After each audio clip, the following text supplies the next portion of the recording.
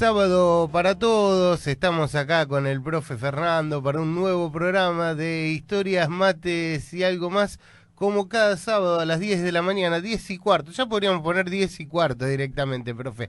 ¿Cómo le va? Buen día. Buen día, Juan, buen día a toda la audiencia de San Jerónimo. Y sí, bueno, no somos muy puntuales, pero nosotros sabemos que la gente nos está esperando. No practicamos la puntualidad porque es un vicio extranjero. Sí, ya lo creo, tal cual. Bueno, ¿cómo fue su semana hoy? Una semana tranquila, interesante, con apertura del Mundial, que la verdad que yo esperaba otra cosa en las inauguraciones, pero bueno, lo importante no es la inauguración, sino el fútbol y el partido en sí. Sí, vio, a mí lo dije al aire, ¿no? Porque mientras más corta sea, para mí mejor. Sí. Yo No, quiero ver fútbol. Claro, no es lo mismo que las inauguraciones de las Olimpiadas, indudablemente, pero bueno, un mundial raro con 3 sedes. ¿Vio el partido de ayer de Estados Unidos-Paraguay? Vi Estados Unidos-Paraguay, tengo que decir la verdad, Estados Unidos juega muy bien. Muy bien, lo O sea, pasó por encima Paraguay. realmente muy bien. Muy bien, me dio pena, sinceramente. Y uno siempre Me tiene, dolió. yo tengo ahí una simpatía. Me dolió.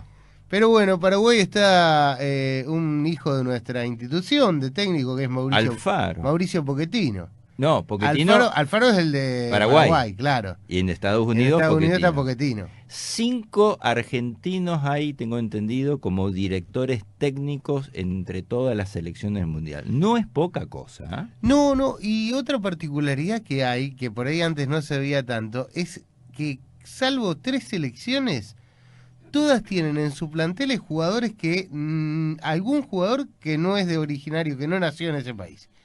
Incluso Argentina tiene a Nico Paz, que es hijo de Pablo Paz, que también fue jugador de News, y que es español.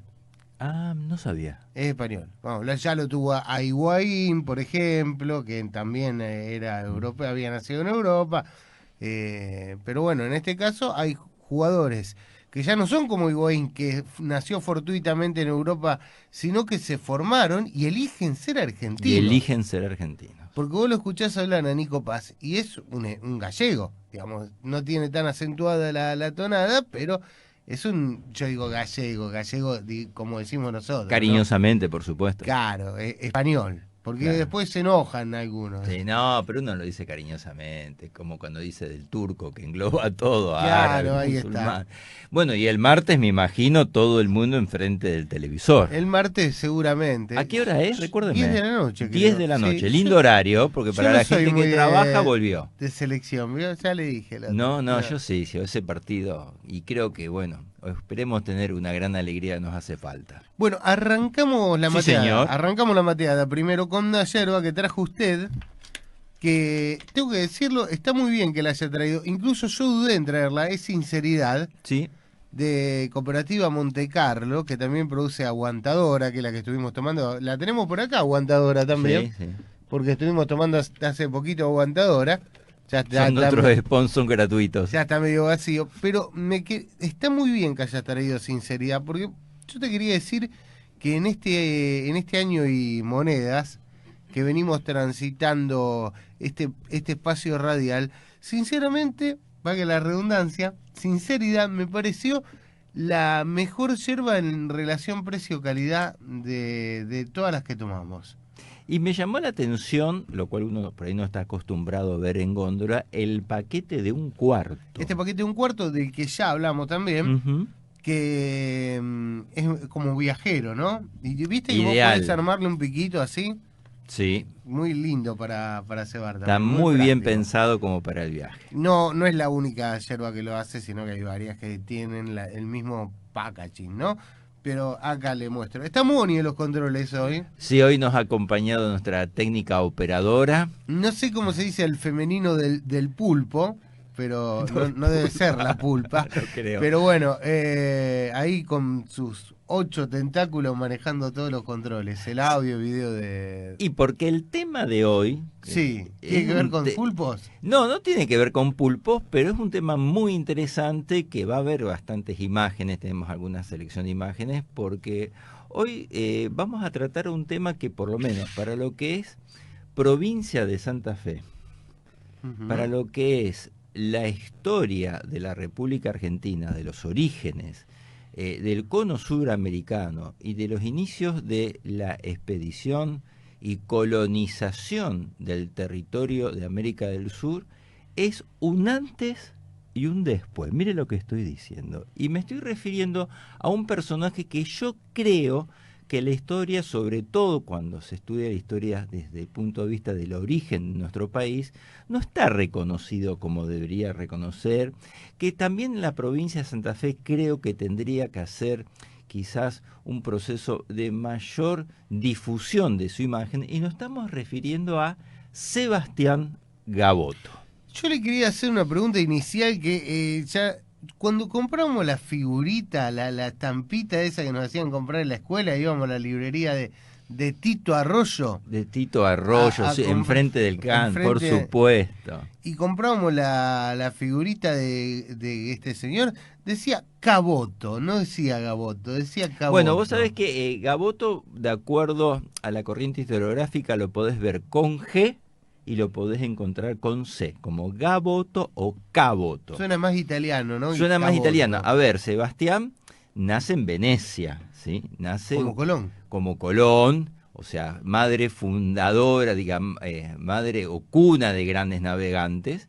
Nace en Venecia, nace un par de años antes del descubrimiento de América, pero algo importante, su padre, ¿sí? Su padre, que en realidad era Juan, se lo conoció como John Caboto. John. Entonces digo, ¿por qué inglés? Porque su padre también fue navegante. También. Muy importante, pero al servicio de la corona de Inglaterra, y realizó uno de los primeros viajes de expedición. ¿Sabe a dónde justamente? ¿A dónde? A lo que hoy es un país sede del Mundial de Fútbol, Canadá, los actuales territorios de Labrador, ¿sí? Deme un mate si me lo tomo, y Terranova. Fue uno de los que descubrió, a posteriores de los vikingos, porque en realidad la zona de Terranova y de Labrador en el año 1000 ya está documentado que hubo barcos vikingos que estuvieron por la zona, pero si hablamos de lo que sería la Europa conquistadora, ¿sí? El padre de Sebastián, Juan Caboto, fue uno de los que primero cartografió la zona de todo lo que es Terranova y Labrador para la corona inglesa. Y es más, en ese viaje, ¿sabe quién fue el grumete más joven de todo? ¿Quién? Sebastián, con solo 13 años. Ah, lo llevó a aprender el oficio, digamos. Le dijo, mirá, pibe, vamos a dar una vuelta con que total un viaje cerquita, acá nomás, y lo llevó a él, a Sebastián, con solo 13 años. Sebastián Gaboto ya estaba en las principales expediciones descubridoras de lo que sería el continente americano. Y otra cosa que te quiero preguntar, Gaboto se lo ve siempre como un señor viejito, ¿no? Las fotos que aparece como un señor viejito. Y yo te quería consultar si ya cuando viene a estas tierras ya era así de viejito o si en realidad... Nosotros tenemos una linda imagen, que quizás es la imagen más pedagógica, que nos muestra a Gaboto como una persona mayor.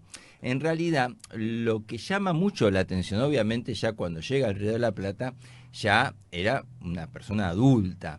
Lo que pasa es que Gaboto muere prácticamente a los 73 años de edad, lo cual no era común, ¿sí? Que un expedicionario, el promedio de edad de la época del siglo XVI no superaba los 50 años.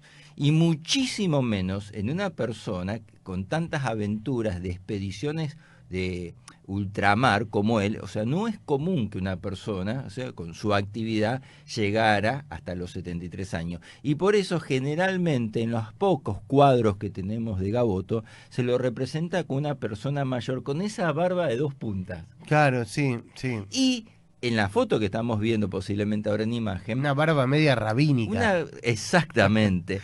Pero siempre acompañado de un globo terráqueo. Ajá. ¿Por qué? Porque Gaboto reunía en su capacidad intelectual 3 habilidades fundamentales. Primero, era navegante, que no era poca cosa, sabía leer el cosmos, los astros, cosmógrafo, que era la única posibilidad en esa época de poder orientarse en alta mar, y era cartógrafo, es decir, tenía la habilidad y el conocimiento ¿sí?, de grabar en un lienzo, ¿sí?, lo que serían los primeros mapas de la zona donde estaba recorriendo, mapas que no solamente los usaba él para poder orientarse, sino que obviamente terminaron en lo que eran las cortes españolas a las cuales él estuvo a su servicio, pero también las cortes inglesas. A ver, ¿cómo es eso? Porque... Bueno, para entrarnos un poquito al tema, nosotros tenemos que tener en cuenta, yo ya te dije que él a los 13 años con su padre estuvo por la zona de Terranova, por la zona de Labrador, y que ya de chico su padre estaba al servicio de lo que era en su momento el rey de Inglaterra, que en su momento era Enrique VII, ¿sí? La cuestión que hacia 1512 ya Sebastián se traslada a España, y no se traslada a cualquier lugar, se traslada a lo que sería Sevilla. Sevilla era el epicentro neurálgico, ¿sí?, desde donde la corona española organizaba todos los viajes a ultramar, ¿sí?, hacia lo que sería el continente americano. En realidad, llama mucho la atención porque Sevilla no es una localidad que está sobre la mar, es una localidad interna que está conectada con la salida del mar a través de un río muy importante de España, que es el famoso Guadalquivir. O sea que en realidad es un puerto interno. Es como si fuese Rosario. Como si fuese Rosario, tal cual, mira, mejor comparación imposible. Y de Sevilla salían los buques y en alta mar salían desde el puerto de San Lucas de Barrameda. De San Lucas de Barrameda, el puerto muy famoso de alta mar, el primer lugar donde obviamente antes de hacer el cruce del Atlántico tenían que parar, ¿sí?, desembarcar, y para cargar lo que serían los últimos víveres, alimentos, el agua, ¿sí?, sobre todo, eran las Islas Canarias. Y obviamente la expedición de lo que era Gaboto no era menos. Entonces, él se ubica en Sevilla, y a esto yo iba. Sevilla era también un centro comercial neurálgico, importantísimo, porque en esa época se había dado un acuerdo entre comerciantes ingleses y comerciantes españoles, de los cuales los dos tenían prácticamente los mismos niveles de igualdad para poder comerciar. Inglaterra le otorgaba, le comerciaba, le entregaba a España, o sea, materia prima, sobre todo lo que fuera hierro, ¿sí?, mientras que España le entregaba sobre todo vinos, olivos y todo eso. O sea, había un intercambio cultural importante entre lo que era España e Inglaterra. Por lo tanto, no era cosa descabellada que en Sevilla hubiera comerciantes ingleses. Y en el momento donde se da un quiebre de la historia, porque uno me podría decir, ¿por qué España invertía tanto dinero en estas expediciones hacia lo que era América? Porque si nos ubicamos en tiempo, ya el descubrimiento de América había sido, ¿sí?, ya Colón había pasado. Y en realidad había un elemento de comercio fundamental en esa época, que eran las especies. ¿Usted cocina?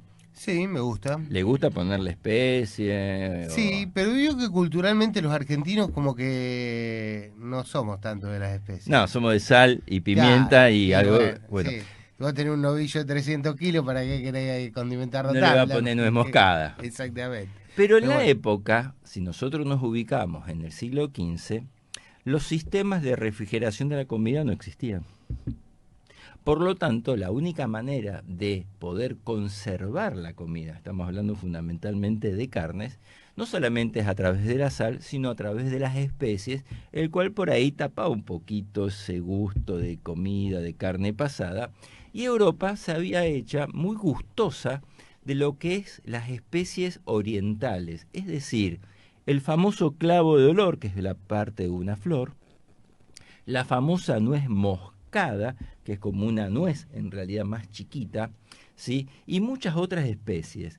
Lo cual Europa tenía un comercio importantísimo, porque estas especies obviamente se cultivaban o estaban en forma natural, y lo vamos a ver en un mapa, en una zona que llamaban las Islas Molucas, ¿sí?, o sea, realmente muy lejos.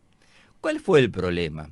Que en 1453, cuando una ciudad importantísima, sede del Imperio Romano de Oriente, estamos hablando de Constantinopla, ex Bizancio, actual Estambul, cae en poder de los turcos, ¿sí? Los turcos dicen, cuestión comercial, por acá no pasa nadie. Que es lo que conocemos como el final de la Edad Media. Exactamente. Por acá no pasa nadie, se corta el camino comercial entre lo que era Oriente y Occidente, se corta el tráfico comercial no solamente de las especies, sino de productos muy refinados como la seda, y era fundamental, porque había una demanda europea, sobre todo por el comercio de especierías, muy importante, entonces había que buscar alguna ruta sustituta.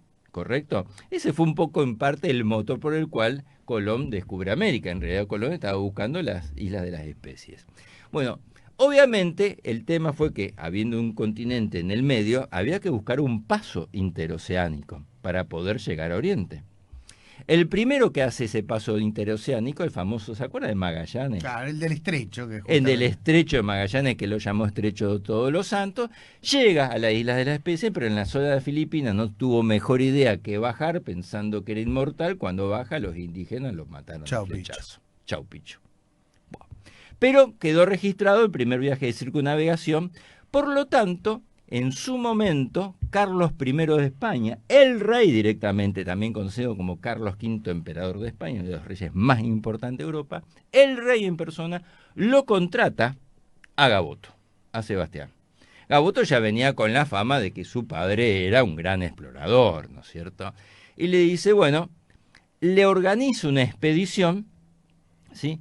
Y le dice, vos tenés que seguir los pasos de Magallanes, ¿sí?, para poder llegar a las especies, que también habían sido los pasos de otro aventurero español, ¿se acuerda de Solís? Sí, el que se comieron los charrugas. Claro, que Solís le habían dicho, tenés que seguir la ruta de Magallanes para reafirmar el paso del Estrecho de Todos los Santos, la cual Solís, cuando llega acá al Río de la Plata, que nosotros conocemos como Río de la Plata, ve la desembocadura de ese río, piensa que es enorme y se le pone Mar Dulce o Mar del Solís. Y él dijo, bueno, voy a bajar, voy a hacer tierra acá tranquilo, y como usted muy bien le dijo, los charrúas lo clavaron a flechazo, y no solamente lo clavaron, sino que dicen que también hicieron un rico puchero. Se hicieron un rico puchero y se lo comieron.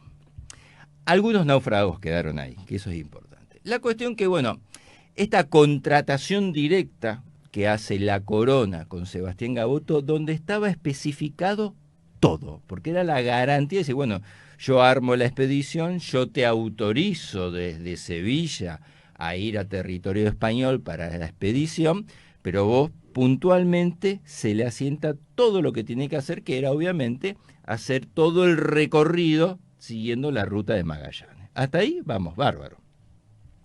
Eso fue aproximadamente, ¿sí?, en el año 1526, como para que nos ubiquemos, ¿sí? Hace 500 años. Exacto. La cuestión que la expedición estaba formada por 200 marineros, no era poca cosa, 4 barcos, ¿sí?, entre naos y carabelas, ¿sí?, cruzan, obviamente, como todos hacían, que yo te dije recién, paran en Canarias para reabastecerse, y algunas fuentes no oficiales dicen que Canarias cargaron agua, comestibles, víveres, vino y algo más. ¿Qué? ¿Cómo que algo más? Y, a ver, Gaboto ¿alguna dice, sustancia? Es un viaje largo, los marineros se ponen medio nerviosos, dice, no tenemos internet, hay que hacer una distracción. Digo, nos cargamos algunas, se llamaban en esa época, mujeres amorosas. Meretrices. Meretrices, usted fue muy fino. Dice, bueno, se carga un par de putas, hablando en criollo, los muchachos, como para que haya tranquilidad a bordo. Si bien había mujeres, ¿sí?, esposas de marineros. Tenga en cuenta ese dato. Sí,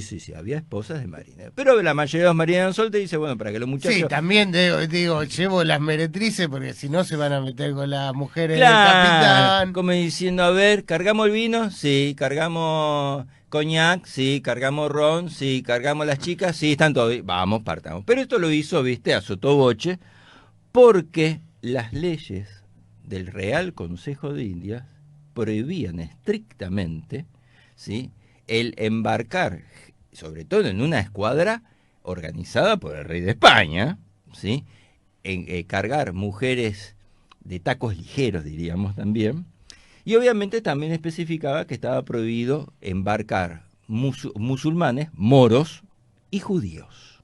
Estaba totalmente prohibido. Bueno, la cuestión que ya con toda la carga completa, el muchacho Gaboto, con sus 4 naves, cruza. Y donde arriba por primera vez, porque por los vientos te llegan, a lo que uno conoce como la zona de Pernambuco, creo que hay un mapa por ahí, ¿sí? Algunos dicen actual Florianópolis, como para que nos ubiquemos, ¿viste? Cuando tu Sí. Florianópolis no es lo que es hoy, ¿sí? La cuestión que cuando él llega ahí, ¿sí? Arriba a tierra, por primera vez se encuentra, le paso el mate porque si no se va a enfriar, con algunos de los náufragos, ¿sí? ¿Se acuerdan de la expedición de Solís que yo te dije? Sí, me Que lo acuerdo. mataron y se lo comieron. Esos náufragos, entre los cuales sabemos que uno se llamaba Francisco del Puerto, que era un grumete, ¿sí? O sea que era una persona muy joven, y otras fuentes dicen Melchor Ramírez. Cuando claro, él se encuentra y dice, che, dice, acá están todos los indígenas y aquellos dos están vestidos como europeos. Dice, ¿ustedes quiénes son? Dice, nosotros dijimos, mirá, veníamos con Solís. Algunos dicen que se escaparon de la expedición de Solís, pues se prefirieron quedar acá. Ahí otros fueron náufragos de la malograda expedición de Solís. La cuestión es que cuando se encuentra con ellos, tanto Melchor Ramírez, que ya hacía un par de años que estaban conviviendo con los indígenas que eran de la etnia tupí guaraní, como Francisco Puerto, le comienzan a contar ciertas leyendas que en la zona, muy cerca, había un reino de plata, donde las casas eran de plata, las paredes eran de plata, donde la plata rebosaba por todos lados. ¿Sí? Entonces, en ese momento Sebastián dijo, epa, digo, ¿y si en vez de tener que seguir todo el derrotero que hizo Magallanes hasta el cono sur, pasar por el estrecho de Todos los Santos, estrecho de Magallanes, que es uno de los pasos interoceánicos más peligrosos de todo el mundo hasta el día de hoy, pegar la vuelta, dice, me pongo a buscar esto que me parece un poquito más oneroso económicamente, y en ese momento se ve que Sebastián, hombre muy práctico, dijo, bueno, dice, no le voy a hacer caso a lo que al contrato realizado con el rey de España, o sea, lo tiró por la borda y dijo, yo voy a entrar por el mar de Solís, porque yo voy a ver si puedo encontrar lo que me están dando todos los relatos de ese enorme reino de plata, que algo de cierto tenía, porque en realidad los indígenas lo que le hacían referencia eran a las minas del plata, pero del Potosí. Claro, el Alto Perú. Alto Perú. Que por ahí, por una cuestión de contactos comerciales entre los distintos grupos triviales, algo de plata había llegado, ¿sí?, a lo que era la desembocadura de lo que nosotros conocemos como el Río del Plata. Y él pensó, digo, bueno, estamos acá un par de kilómetros, y dice, vamos en eterno. Y hace algo. Para mí que lo agarró un cordobés y le dijo, ahí sí te lo Ya, dice, ahí pega la vuelta y lo encontrá. Bueno, la cuestión que el tipo dijo, yo cambio el objetivo de esta expedición, y él sin saberlo hace un alto y un después en lo que es todo el proceso de expedición, de descubrimiento y de colonización de lo que hoy es, lo que nosotros conocemos, toda la zona fluvial del Río de la Plata, Paraná y Paraguay.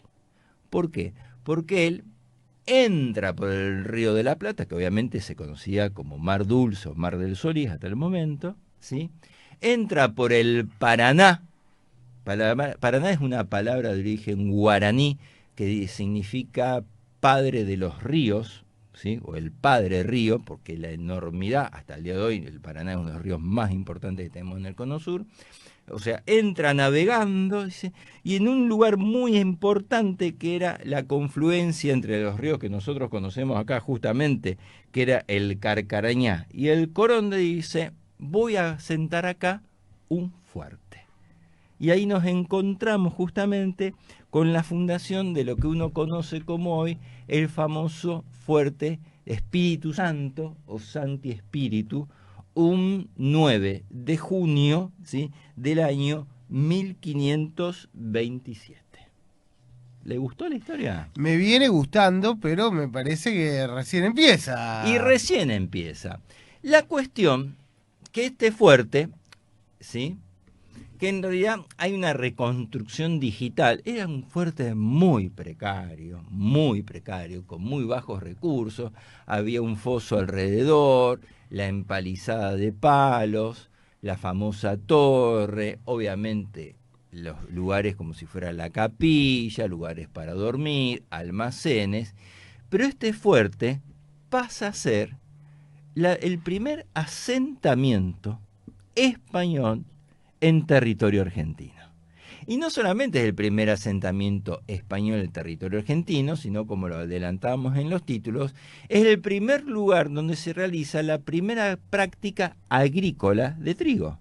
¿Por qué? Porque el indígena, ¿sí?, el aborigen, el pueblo originario de la zona, era cazador-recolector, no tenía la cultura o el conocimiento de la agricultura y tampoco la necesitaba. Era cazador o recolector, o sobre todo, estando en un río como el Paraná, el Paraguay, ¿qué hacía? Agarro un surubí de 50 kilos, mirá si me voy a poner a sembrar. Me voy a poner a sembrar. Chau, Obviamente que no.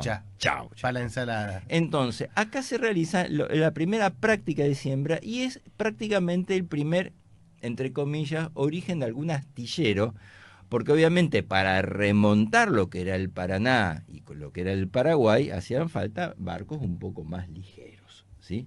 Entonces ahí esto es importante porque ahora se van a cumplir los primeros 500 años. Claro, el año que viene. El año que viene, de este primer asentamiento español. La cuestión que él comienza a remontar y remonta el Paraná, remonta el Paraguay. Hay un mapa muy lindo donde se lo ve por ahí, que es un poco grisáceo, ahí lo estamos viendo, me parece. Y es el primero que no solamente hace este recorrido fluvial, sino que también, como yo te decía, que era cartógrafo, va realizando el mapa de toda esta zona que era totalmente desconocida. Para los españoles. Para los españoles. Me voy tomando un mate. La cuestión que en algún momento, obviamente, el rey de España dijo, che, ¿qué está pasando con Sebastián Gaboto? Que a mí no me llegó ninguna noticia. Ninguna nuez moscada. Ninguna nuez moscada. Este tipo se lo habrán comido los indígenas como Solís. Necesito comino para las ensaladas, para las empanadas y no me llega. Claro. La cuestión que aparentemente en realidad, si vamos a la fuente histórica, dice que en el momento que se hace la contratación entre el rey y Sebastián Gaboto, otra casa de contratación muy importante, que era la de La Coruña, también hace otra contratación, ¿sí?, con otro marinero muy importante, de origen portugués, pero al servicio de la corona española, que se llamaba Diego García Moguer, ¿sí?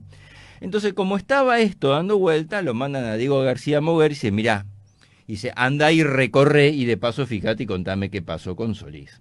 Esta es una de las versiones.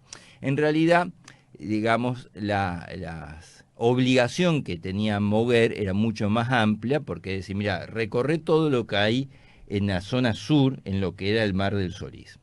La cuestión que Moguer llega y se encuentra con Gaboto. Y acá medio que se trenzan como diciendo, che, ¿quién es de los dos en qué tiene, ¿sí?, el derecho de recorrer, de conquistar y obviamente después tener el beneficio de las ganancias entre los dos? Claro. Y ahí medio que hubo un tirado de los pelos entre Gaboto y Moguer. Un poco como lo que pasó con Jerónimo Luis de Cabrera y Juan de Garay, que hablamos el año pasado. Sí, señor. La cuestión que obviamente Moguer dijo, me parece que esta la voy a llevar perdiendo, ¿sí? Y le dijo, bueno, está bien, dice, yo me pongo al servicio tuyo, Gaboto, por todo tu recorrido, tu ascendente, y recorrieron los dos. La cuestión que cuando vuelven de recorrer, ¿sí?, lo que sería Río Paraguay, llegan prácticamente, mirá, Gaboto llega prácticamente a lo que nosotros conocemos hoy como los Altos de Yacyretá Pipé. O sea, fue el primero que los ve, los distingue, y obviamente, como ve los altos, obviamente tiene que pegar la vuelta. Él, cuando hace este recorrido fluvial, deja una pequeña guarnición en el fuerte Santi Espíritu, que en un principio la vinculación, ¿sí?, entre los indígenas, los pueblos originarios de la zona y los pobladores eran bastante acorde, normal, tranquila, pero obviamente eso duró muy poco, porque comenzaron a haber abusos, ¿sí?, bastante extremos de los españoles tratando de someter a los pueblos originales. Y entonces la historia nos dice que en algún momento, aprovechando que Gaboto no estaba, que estaba con Moguer recorriendo, sí, toda la zona fluvial, una noche, puntualmente, el fuerte es atacado y destruido una noche, una madrugada de septiembre del año 1529. O sea que en realidad este fuerte de Santo Espíritu duró muy poco tiempo, duró 2 años, ¿sí? Los pueblos originarios, en función de estos abusos, y hay una recreación muy linda del ataque, atacan el fuerte, lo incendian por completo, prácticamente arrasan y matan a toda la guarnición, que era muy poca, que eran 20 hombres, ¿sí? O sea que cuando vuelve Gaboto con Moguer, se encuentra con el fuerte totalmente destruido y arrasado. Dijo, bueno, muchacho, dice, me parece que esto... Entonces ya vuelve de capa caída porque primero, no había encontrado el Reino de la Plata, no había encontrado un gramo de plata, y por la actitud beligerante que habían tomado los españoles con los pueblos aborígenes, que en un principio los habían aceptado y la relación era amistosa, entre comillas, los pueblos originarios destruyen y matan a toda la guarnición que estaba en el fuerte Santi Espíritu. ¿Me permitís volver al mapa de primeras expediciones de nuevo, Fer? Sí. Que lo abramos y que te quiero hacer una consulta, porque yo estoy viendo que vos me hablabas de que la expedición va hacia el norte, hasta los altos de Yacyretá, Pipé, Sí, señor. pero también hay una parte que va hacia el oeste, que veo ahí, Valle de Conlara. Sí, señor. Valle del Conlara.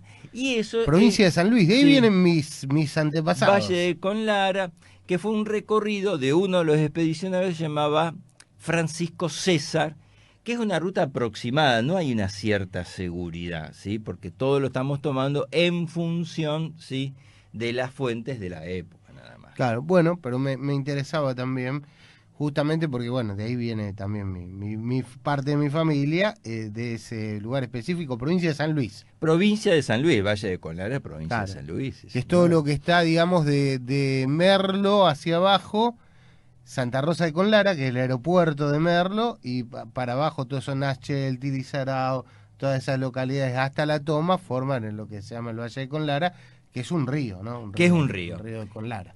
Después hay un dato importante, porque yo decía que en esta fundación del Fuerte Santi Espíritu, ¿sí?, que es el primer asentamiento español en territorio argentino, en realidad se registra por primera vez la presencia de un inglés, ¿sí?, que Ajá. no es cualquier inglés, que se llamaba Roger Barlow, ¿sí?, que en realidad, y hay una imagen muy bonita que ahora la debemos estar poniendo, o sea, Sebastián Gaboto, cuando organiza esta expedición, obviamente le da el aval la corona española, pero siempre hacía falta recursos económicos. Y en los recursos económicos, ¿sí?, hay 2 ingleses que aportan, ¿sí?, capital y que estaban muy interesados.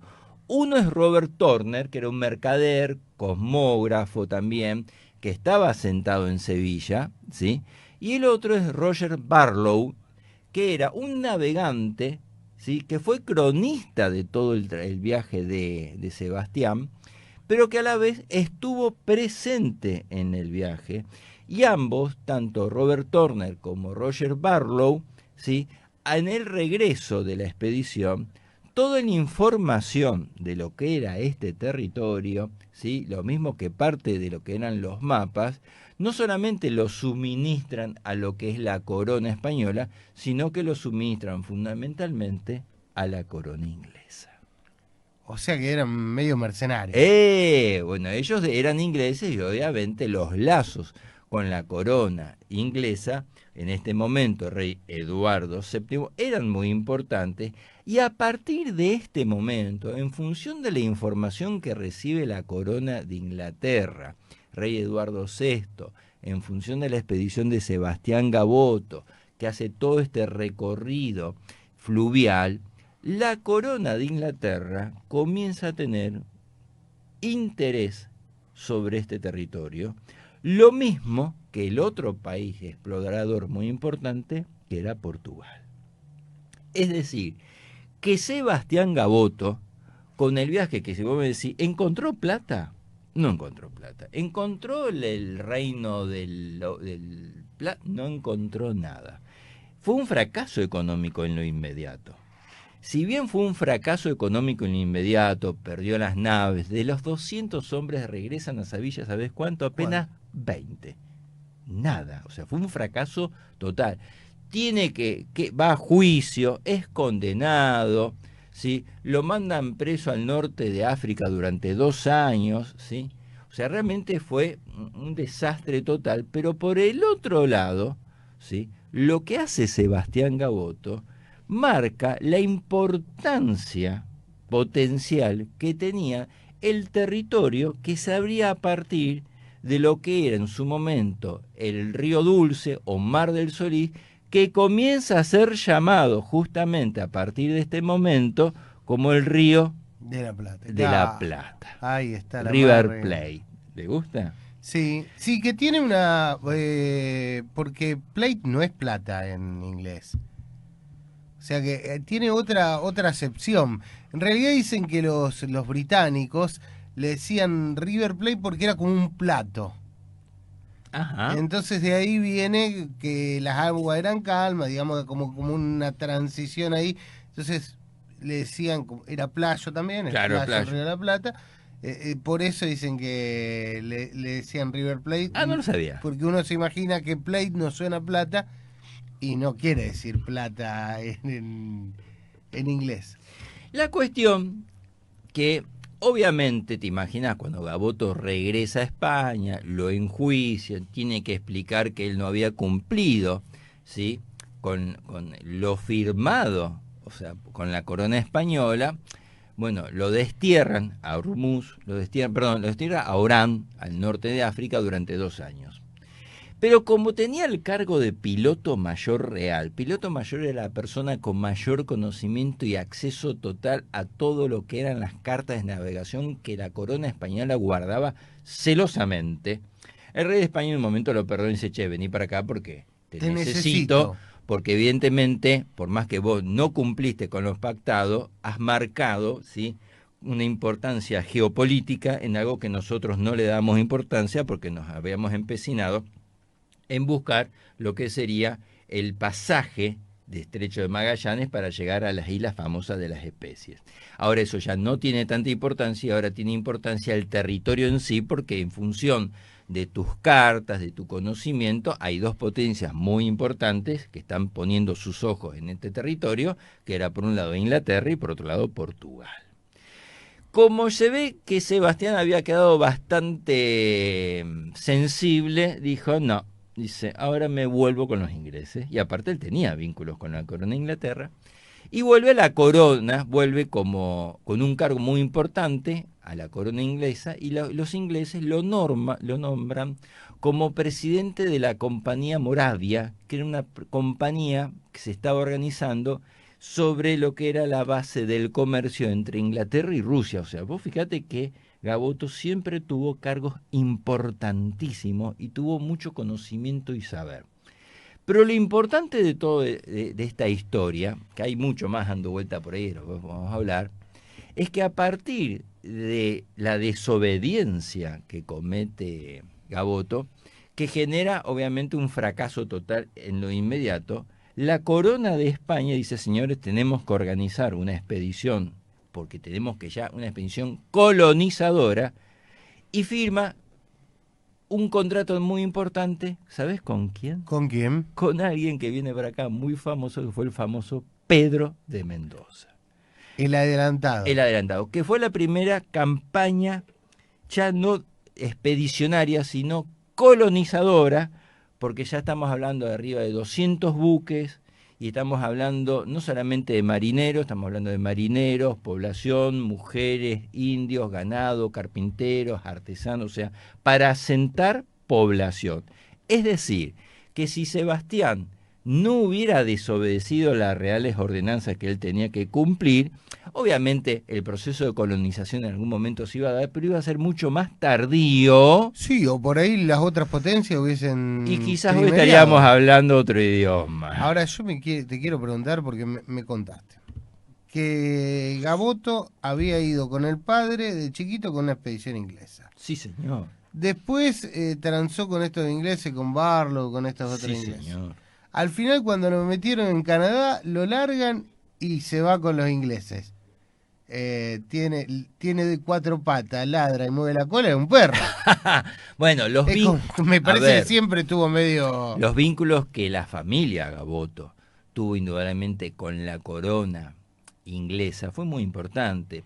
Por eso te digo, o sea, la figura de Sebastián Gaboto creo que no ha sido revalorizada como tal, porque en esa época ser un expedicionario, ¿sí? Tener conocimientos de navegación, de cosmografía, de cartografía y estar permanentemente, digamos, buscado por los dos reinos más importantes que en ese momento se estaban debatiendo descubrir el resto del mundo, que era la corona de Inglaterra y la corona de España, no era poca cosa. Vos fíjate que la desobediencia que hace Sebastián Gaboto de una real ordenanza, ¿sí? Una contratación hecha directamente con el rey, era una desobediencia terrible. En cualquier otro expedicionario, ¿sí?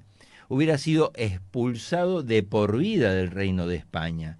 Y a él el rey lo vuelve a llamar porque reconocían el conocimiento, el saber y la experiencia de todos estos viajes. Porque obviamente hay una cuestión, la cartografía era lo que uno trataba de plasmar en un plano del recorrido que había hecho, lo cual no era precisamente muy científica, o sea que la mayor parte del conocimiento de ese recorrido, ¿dónde quedaba? En la mente de la persona. Y eso valía más que oro. Ahora, pensaba en Gaboto, pensaba en Colón también, que primero va y le presenta su proyecto a la corte portuguesa, después a los españoles. Son todos medio veletas estos venecianos, al final están buscando a ver quién le... Lo que pasa es que... No hay ningún principio acá. Lo que pasa es que obviamente... No hay amor a la patria, eso no es... Venecia fue cuna de grandes navegantes, pero estos navegantes no tenían primero un acervo económico que te permitía una expedición de ese tipo. Tampoco. Pero por otro lado, vos necesitabas el visto bueno de la corona española, porque ten en cuenta una cosa, que cuando Colón descubre América, lo descubre en nombre del rey y esto forma parte del Reino de España.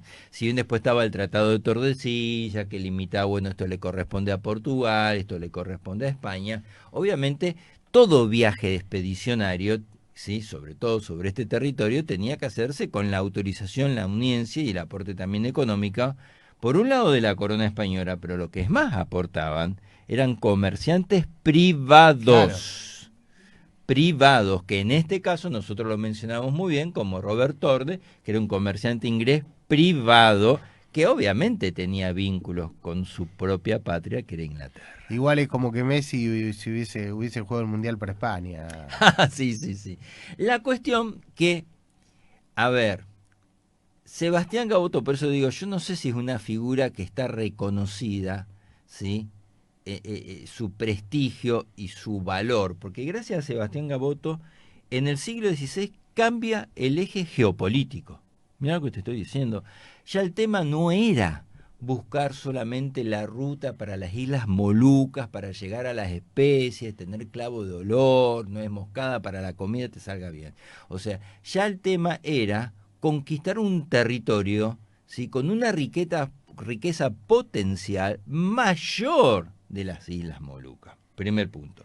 Segundo punto, obviamente, la fundación de el primer asentamiento español en lo que luego sería territorio argentino, que actual es territorio de la provincia de Santa Fe. Sí. O sea, la provincia de Santa Fe tiene el honor y el orgullo de tener en su territorio el asentamiento más antiguo español de prácticamente todo el cono suramericano. Mirá lo que te estoy diciendo. Y muy cerquita. Y muy cerquita.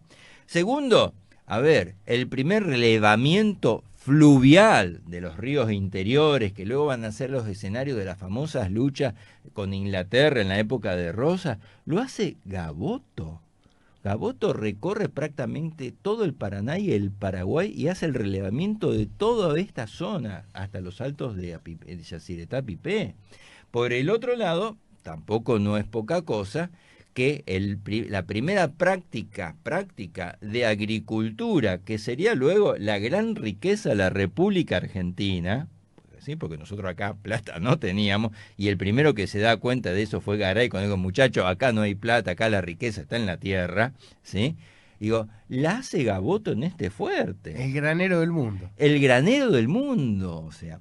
Y por el otro lado, algo también importante, la consolidación de lo que luego va a ser el nombre de nuestro país, Argentina, que viene el gentilicio Argentum, plata, que se comienza a utilizar a partir de un escrito muy importante de Ruiz Díaz de Guzmán, de Argentina, del año 1612.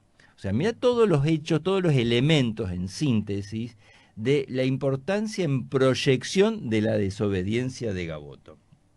E indudablemente, él abre la puerta para que luego la corona española diga, tenemos que mandar, ¿sí?, expediciones colonizadoras, abre la puerta a toda la historia que viene después a partir de Pedro de Mendoza. Yo tengo muchas preguntas, no sé si vos podés contestarme todas, pero me gustaría saber si se sabe algo de la vida privada de Gaboto. Vos sabés que se sabe muy poco de la vida privada. Lo que sí, obviamente, fue una persona que creo que estuvo más tiempo en alta mar.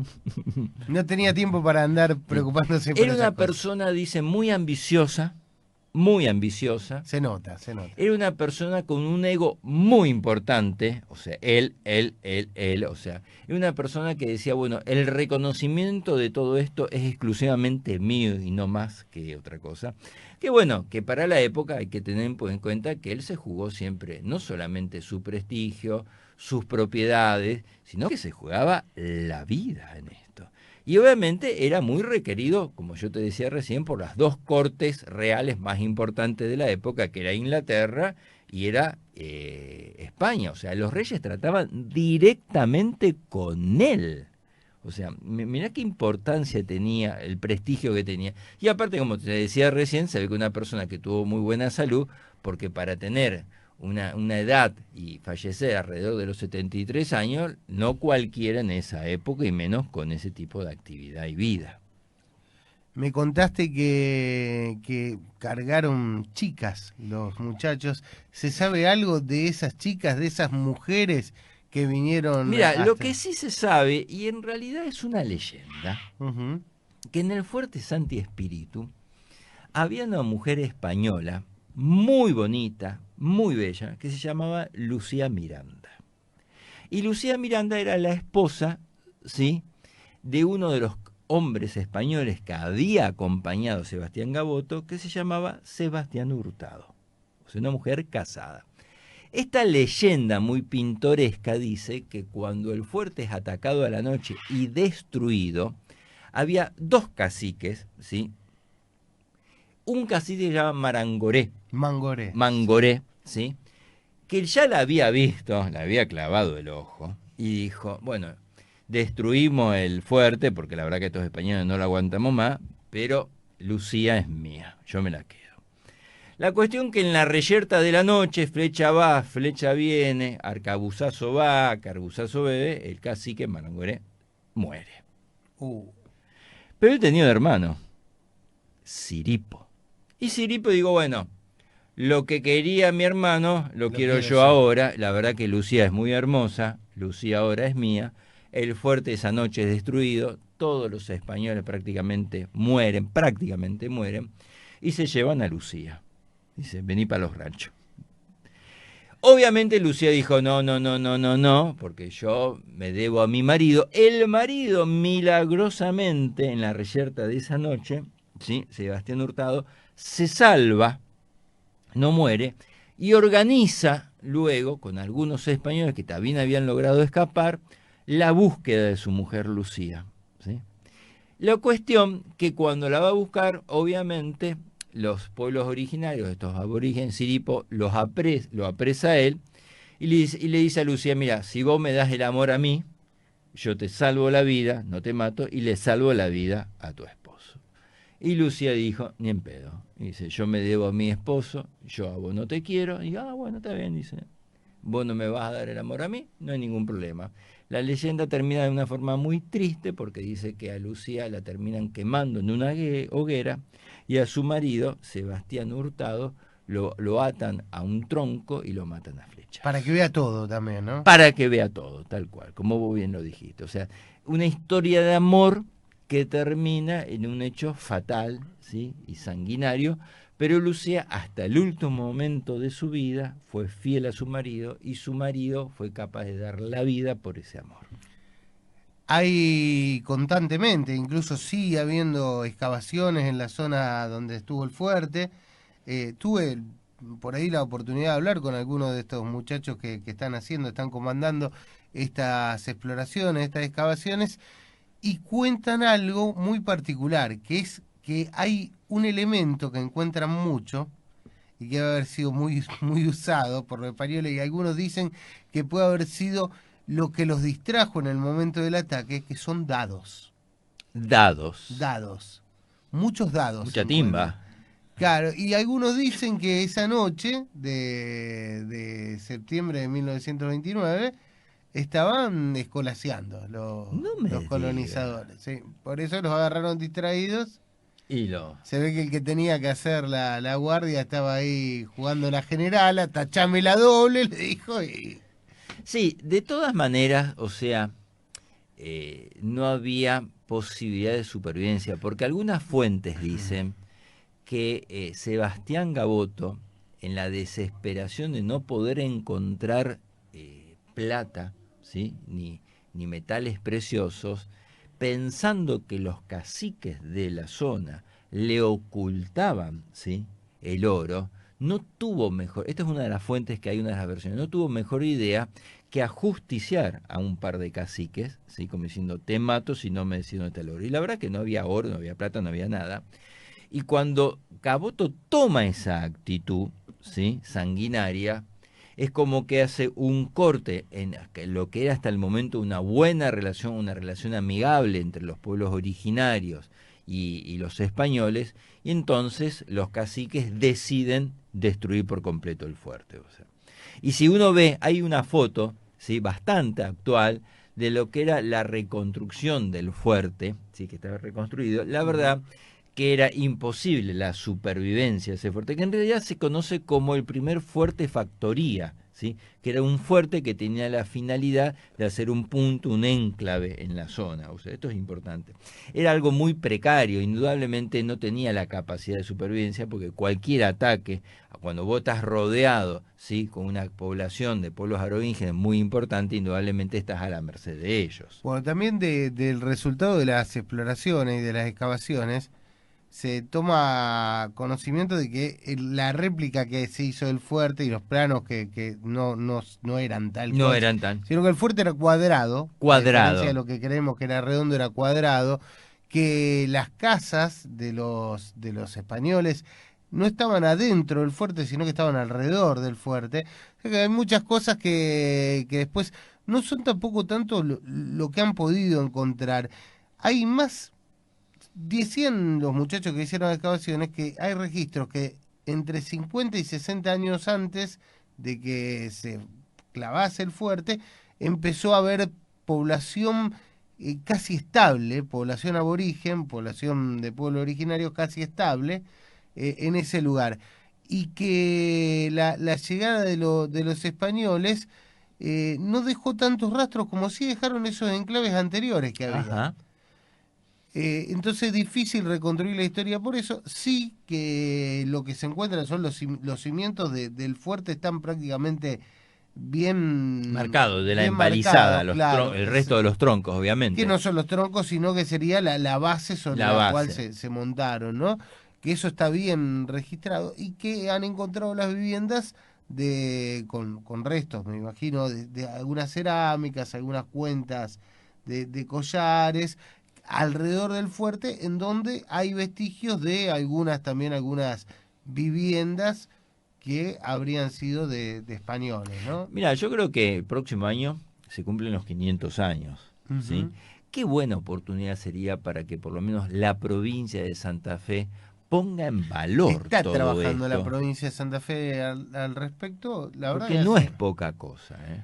no, no es pocas cosas, pero no, las exploraciones no llegan a tener un registro como el que tuvieron, por ahí porque fue muy precaria la construcción y porque estuvieron pocos años, no son como los 80 años de Santa Fe la Vieja, No, ¿no? Donde pudieron encontrar más vestigios. totalmente. Y sobre todo, y yo quiero hacer una salvedad acá también, no hay presencia formal de la iglesia en el Fuerte San Espíritu. a pesar de que se llama Santi Espíritu, no hay una presencia formal de la iglesia. De órdenes religiosas, claro, como era en la época de Garay, que venía con y jesuitas, eso, franciscanos. la verdad que los religiosos tuvieron más, no sé, más tino a la hora de dejar un registro de lo que pasaba, de invertir y de pensar más también en un proyecto a largo plazo, porque aparte de colonizador o conquistador, era un proyecto evangelizador Bueno, también, tengamos ¿no? en cuenta que Sebastián Gaboto, el objetivo era expedicionario comercial al Claro, 100%. no, no le interesaba nada con que Al se iba a cien encontrar. por ciento, sin duda, sin duda. No me cayó bien Gaboto, ¿qué quiere que ¿No le te le diga? cayó bien No, no me Gaboto? cayó bien. Bueno, bueno. Pero creo que el valor No histórico lo sería amigo de merece. Gaboto. No sería amigo de Gaboto. No, Creo que el valor histórico lo merece y creo que la historia le dé un lugarcito importante. Me parece que vale la me pena. parece que sería libertario Gaboto. ¿Sería Sí, libertario? Vaya a saber, ¿no? Pero... lo votaría el León. sí, sí. Vaya a saber. Creo que igualmente es una historia muy interesante desde la leyenda hasta el hecho histórico real que existió, ¿no? Creo que lo más importante es la trascendencia y la proyección de lo que él genera, porque a partir de este momento, como decíamos antes, la corona española comienza a cambiar su eje de visión geopolítica y ya no era tanto seguir el derrotero de Magallanes, sino que había que descubrir y tomar posesión de un territorio enorme, por lo cual lo manda Pedro de Mendoza. ¿Nos queda algo más que agregar a Creo que este no, creo programa? que no, creo Bueno, que el año prácticamente que hemos tocado viene, casi todo. lo comprometo para que el año que viene hagamos este programa desde Gaboto, Y como mínimo nos tengo que Puerto comer Gaboto. Nos vamos ahí a Pinocho a comer unos pescaditos. unos pescados mínimos, ¿sí? Me encantaría. Cerramos entonces el programa de hoy. Muchas gracias a la gente que nos estuvo acompañando a través de las redes sociales, a través de la radio también. A nuestra operadora. A nuestra operadora Mónica, que ahí estuvo con sus 8 tentáculos operando los controles. Y los esperamos el sábado que viene. Los esperamos el próximo Con una nueva historia. sábado. ¿Sabe ya qué? Si tiene No, algo... no, todavía no. Veo que eso lo vemos un par de días antes, pero ya vamos a encontrar algún tema lindo y Seguro. esperemos estar felices de la victoria del partido de Argentina, del primer partido de Argentina del Mundial. Bueno, yo me voy a, como siempre, dictatorialmente, elijo yo.